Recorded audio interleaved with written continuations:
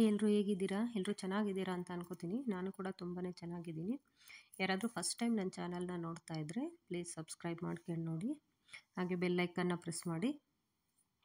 ಇದು ಬಂದು last Wednesday ಲಾಗು. ಇವತ್ತು ಬೆಳಗ್ಗೆನೇ ನಾನು ಟಿಫನ್ಗೆ ಮಾಡೋದಕ್ಕೆ ಮತ್ತು ಸಾಂಬಾರಿಗೆ ಎಲ್ಲದಕ್ಕೆ ಏನೇನು ತರಕಾರಿ ಬೇಕೋ ಎಲ್ಲ ಹೆಚ್ಕೋತಾ ಇದ್ದೆ. ಹಾಗೆಯೇ ಫಸ್ಟು ಒಂದು ಗ್ಲಾಸ್ ಡಿಟಾಕ್ಸ್ ಡ್ರಿಂಕ್ ಮಾಡ್ಕೊಳ್ಳೋಣ ಅಂದ್ಕೊಂಡು ಕ್ಯಾರೆಟ್ ಮತ್ತು ಬೀಟ್ರೋಟು ಹಾಗೆ ಬೆಟ್ಟದ ನೆಲ್ಲಿಕಾಯಿನ ಹೆಚ್ಕೋತಾ ಇದ್ದೀನಿ. ಮೊನ್ನೆ ಮಲ್ಲೇಶ್ವರಂಗೆ ಹೋದಾಗ ಬೆಟ್ಟದ ನೆಲ್ಲಿಕಾಯಿ ತಂದಿದ್ದೆ. ನಾವು ಬರೀ ನೆಲ್ಲಿಕಾಯಿ ಆದರೂ ಹಾಕ್ಕೋಬೋದು, ಅಥವಾ ಈ ಥರ ಕ್ಯಾರೆಟ್ ಮತ್ತು ಬೀಟ್ರೋಟು ನೆಲ್ಲಿಕಾಯಿ ಮೂರು ಸೇರಿ ಮಾಡ್ಕೋಬೋದು. ABC ಜ್ಯೂಸ್ ಥರ ಆಗುತ್ತೆ. ABC ಅಂದರೆ ಆಪಲ್ ಆದರೂ ಹಾಕ್ಕೋಬೋದು, ಇಲ್ಲ ಆಮ್ಲ, ನೆಲ್ಲಿಕಾಯಿನ ಆಮ್ಲ ಅಂತಲೂ ಹೇಳ್ತಾರೆ. ಸೊ ಹಂಗಾಗಿ ಇದು ಮೂರು ಕಾಂಬಿನೇಷನ್ ತುಂಬಾ ಚೆನ್ನಾಗಿರುತ್ತೆ. ಹಾಗೆ ಬೆಟ್ಟದ ನೆಲ್ಲಿಕಾಯಿನ ತಿನ್ನೋದ್ರಿಂದ ನಮ್ಮ ಹೇರ್ಗಾಗಿರ್ಬೋದು ಮತ್ತು ಸ್ಕಿನ್ಗಾಗಿರ್ಬೋದು ತುಂಬಾ ಒಳ್ಳೆಯದು.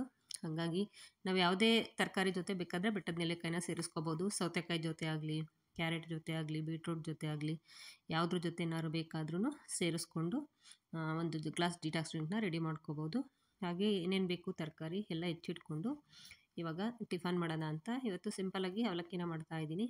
ಇವಾಗ ಒಂದು ಕಡಾಯಿಗೆ ಸ್ವಲ್ಪ ಎಣ್ಣೆನ ಹಾಕಿ ಸಾಸಿವೆ, ಕರಿಬೇವು ಹಾಗೆ ಕಡಲೆ ಬೀಜನ ಹಾಕಿ ಚೆನ್ನಾಗಿ ಗೋಲ್ಡನ್ ಫ್ರೈ ಮಾಡ್ಕೋಬೇಕು. ಇದು ಸ್ವಲ್ಪ ಫ್ರೈ ಆದಮೇಲೆ ನಾನು ಸ್ವಲ್ಪ ಕಡಲೆಬೇಳೆ ಕೂಡ ಆ್ಯಡ್ ಮಾಡಿದ್ದೀನಿ. ಇದು ಸ್ವಲ್ಪ ಫ್ರೈ ಆದಮೇಲೆ ಹಸಿಮೆಣ್ಸಿಕಾಯಿ ಹಾಗೆ ಈರುಳ್ಳಿನ ಹಾಕಿ ಸ್ವಲ್ಪ ಸಾಲ್ಟ್ನ ಹಾಕೋದ್ರಿಂದ ಈರುಳ್ಳಿ ಬೇಗ ಫ್ರೈ ಆಗುತ್ತೆ. ಹಾಗೆ ಟೊಮೆಟೊ ಮತ್ತು ಕ್ಯಾರೆಟು ಮತ್ತು ಹುರುಳಿಕಾಯಿ ಕೂಡ ಹಾಕ್ತಾಯಿದ್ದೀನಿ. ಇವತ್ತು ತರಕಾರಿ ಹಾಕ್ಬಿಟ್ಟು ಅವಲಕ್ಕಿ ಮಾಡೋಣ ಅಂತ ಅಂದ್ಕೊಂಡಿದ್ದೀನಿ.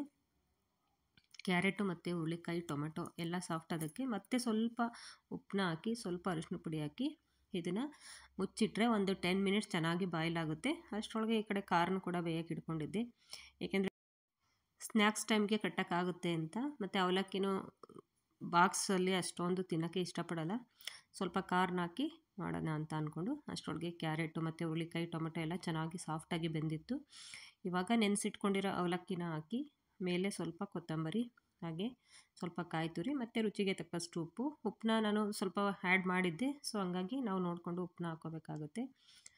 ಚೆನ್ನಾಗಿ ಮಿಕ್ಸ್ ಮಾಡಿದರೆ ಆಯಿತು. ಅವಲಕ್ಕಿ ನಿಜವಾಗ್ಲೂ ಬಿಸಿ ಬಿಸಿ ತಿನ್ನೋಕ್ಕೆ ತುಂಬಾ ಚೆನ್ನಾಗಿರುತ್ತೆ.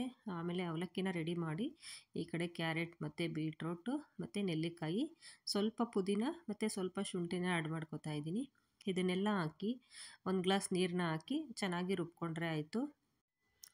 ಸ್ವಲ್ಪ ನಾನು ಪಿಂಕ್ ಸಾಲ್ಟ್ ಕೂಡ ಹಾಕ್ತಾಯಿದ್ದೀನಿ. ಇದನ್ನು ಹಾಕಿ ನಾವು 1 ಗ್ಲಾಸ್ ಅಥವಾ 2 ಗ್ಲಾಸ್ ನೀರು ಕನ್ಸಿಸ್ಟೆನ್ಸಿ ನೋಡಿಕೊಂಡು ನಾವು ಎಷ್ಟು ಜನಕ್ಕೆ ಮಾಡ್ತೀವಿ ಅನ್ನೋದ್ರ ಮೇಲೆ ಡಿಪೆಂಡ್ ಆಗುತ್ತೆ.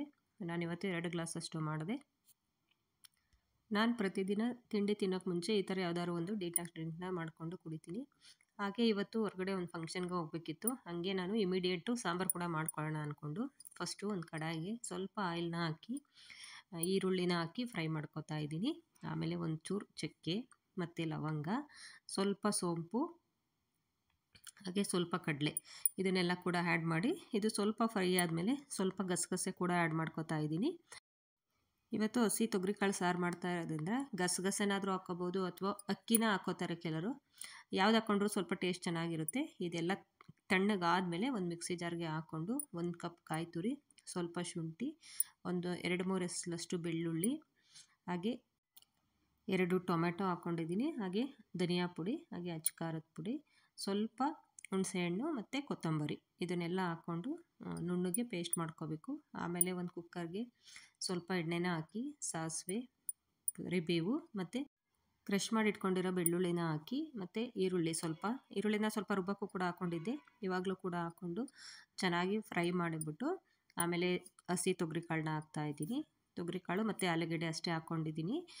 ಬದನೆಕಾಯಿ ಹಾಕ್ಕೋಬೋದಿತ್ತು, ಬದನೆಕಾಯಿ ಅಷ್ಟೊಂದು ಇಷ್ಟಪಟ್ಟು ತಿನ್ನಲ್ಲ. ಸೊ ಹಂಗಾಗಿ ನಾನು ಬರೀ ತೊಗರಿಕಾಳು ಮತ್ತು ಆಲೂಗೆಡ್ಡೆ ಅಷ್ಟೇ ಹಾಕ್ಬಿಟ್ಟು ಇವತ್ತು ಸಾಂಬಾರನ್ನ ಮಾಡ್ತಾಯಿದ್ದೀನಿ. ಇನ್ಮೇಲೆ ತೊಗರಿಕಾಳು ಸೀಸನ್ ಶುರುವಾಗಿದೆ. ಹಸಿ ಕಾಳು ಮತ್ತು ಅವರೆಕಾಯಿ ಕೂಡ ಬರುತ್ತೆ. ಆಲ್ಮೋಸ್ಟ್ ಇನ್ನೊಂದು ತಿಂಗಳು ಬರೀ ಹಸಿ ಕಾಯ್ದೇ ಇರುತ್ತೆ ಅಂತ ಹೇಳ್ಬೋದು.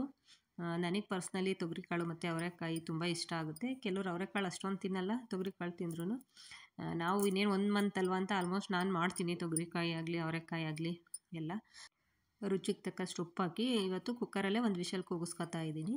ಯಾಕೆಂದರೆ ಪಾತ್ರೆಯಲ್ಲಿ ಮಾಡೋ ಅಷ್ಟರೊಳಗೆ ಟೈಮ್ ಆಗುತ್ತೆ. ಸೊ ನಾನೊಂದು ಫಂಕ್ಷನ್ಗೆ ಹೋಗಬೇಕಿತ್ತು, ನನ್ನ ಫ್ರೆಂಡ್ ಮಗಳದು ಹಾಫ್ ಸ್ಯಾರಿ ಫಂಕ್ಷನ್ ಇತ್ತು. ಸೊ ಹಂಗಾಗಿ ಕುಕ್ಕರಲ್ಲಾದರೆ ಬೇಗ ಆಗೋಗ್ಬಿಡುತ್ತೆ ಅಂತ ಮಾಡಿ ಮನೆ ಕೆಲಸ ಎಲ್ಲ ಮುಗಿಸಿ ನಾನು ಕೂಡ ರೆಡಿ ಆದೆ. ಆಲ್ಮೋಸ್ಟ್ ನಾನು ಯಾವುದೇ ಫಂಕ್ಷನ್ ಆದರೂ ಸ್ಯಾರಿನೇ ಜಾಸ್ತಿ ಹಾಕ್ತೀನಿ. ಆದರೆ ಇವತ್ತು ಈ ಡ್ರೆಸ್ನ ವೇರ್ ಮಾಡಿದ್ದೀನಿ. ಇದು ಲಾಂಗ್ ಗೌನು ಚೆನ್ನಾಗಿದೆ, ಸಿಂಪಲ್ಲಾಗಿ ಈ ಥರ ಸಣ್ಣ ಪುಟ್ಟ ಫಂಕ್ಷನ್ಗೆಲ್ಲ ಆಗುತ್ತೆ ಅಂದ್ಕೊಂಡು ಇವತ್ತು ಇದನ್ನೇ ವೇರ್ ಮಾಡಿದೆ. ಇದು ಬಂದು ದಾಸರಳ್ಳಿಲಿರೋ ಪಾರ್ಟಿ ಹಾಲು, ಸೌಂದರ್ಯ ಪಾರ್ಟಿ ಹಾಲಲ್ಲಿ ಫಂಕ್ಷನ್ನ ಇಟ್ಕೊಂಡಿದ್ರು. ನಾನು ಬರೋ ಅಷ್ಟರೊಳಗಾಗಲೇ ಫಂಕ್ಷನ್ ಕೂಡ ಶುರುವಾಗಿತ್ತು. ಆಲ್ಮೋಸ್ಟ್ ಶಾಸ್ತ್ರಗಳೆಲ್ಲ ಮುಗಿದಿತ್ತು. ನಾನು ಬಂದು ಕುಂಕುಮ ಇಟ್ಬಿಟ್ಟು ಅಕ್ಷತೆ ಎಲ್ಲ ಹಾಕಿ ಫೋಟೋ ಎಲ್ಲ ತೆಗೆಸ್ಕೊಂಡು ಸುಮಾರು ಹೊತ್ತು ಒಂದು 2 ಅವರ್ ಅಲ್ಲೇ ಕೂತಿದ್ವಿ. ಏಕೆಂದರೆ ನಾನು ರೆಂಟ್ ಹೌಸಲ್ಲಿದ್ದಾಗ ಅಲ್ಲಿ ನಮ್ಮ ಜೊತೆಗಿದ್ದವರು ಇವಾಗಲೂ ಅವ್ರು ಅಲ್ಲೇ ಇದ್ದಾರೆ. ಸೊ ಹಂಗಾಗಿ ನನಗೂ ಕೂಡ ಇನ್ವೈಟ್ ಮಾಡಿದರು. ಆಲ್ಮೋಸ್ಟ್ ನಾವು ರೆಂಟೆಡ್ ಹೌಸಲ್ಲಿದ್ದಾಗ ಅಲ್ಲಿದ್ದವರು ಅಕ್ಕಪಕ್ಕ ಆಗಲಿ ನನ್ನ ಫ್ರೆಂಡ್ಸು ಯಾರು ಕೂಡ ಏನೇ ಫಂಕ್ಷನ್ ಮಾಡಿದ್ರು ಇವತ್ತು ಕೂಡ ನಾನು ಇನ್ವೈಟ್ ಮಾಡ್ತಾರೆ. ಹಾಗೆ ಊಟ ಎಲ್ಲ ಮುಗಿಸ್ಕೊಂಡು ಮನೆಗೆ ಬಂದೆ. ಈ ವಿಡಿಯೋ ಇಷ್ಟ ಆಗಿದ್ದರೆ ಲೈಕ್ ಮಾಡಿ ಮತ್ತು ಫಾಲೋ ಮಾಡಿ. Thank you so much. See you in the another vlog. Bye bye.